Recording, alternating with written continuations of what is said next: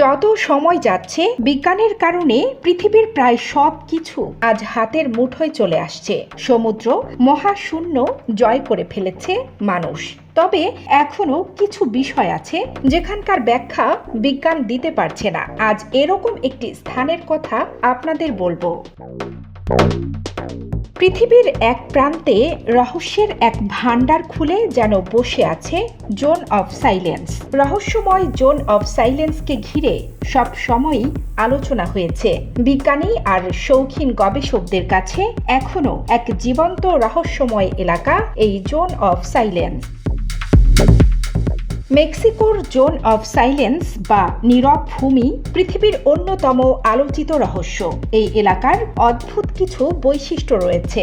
এখানে রাতের গুমোট আধারে উল্কাবৃষ্টি নামে। কেউ যদি সেখানে টেপ রেকর্ডার বাজাতে থাকে তাহলে হঠাৎই সেটা থেমে যায়।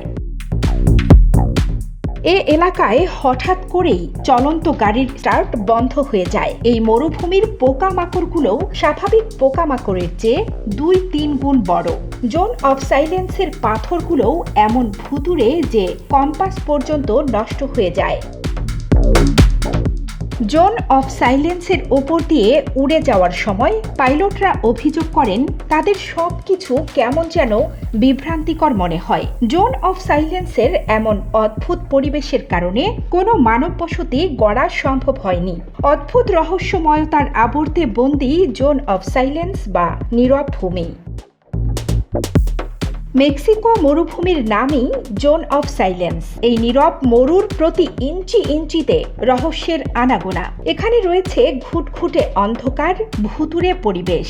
রাতের গুমোট আধারে উল্কাবৃষ্টি নামে। টেপ রেকর্ডার বাজাতে থাকলে হঠাৎই থেমে যায়।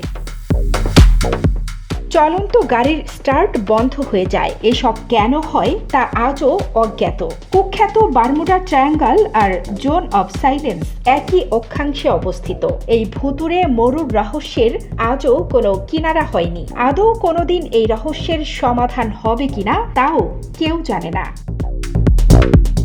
কানিজ ফাতেমা, নিপা, খবর সংযোগ।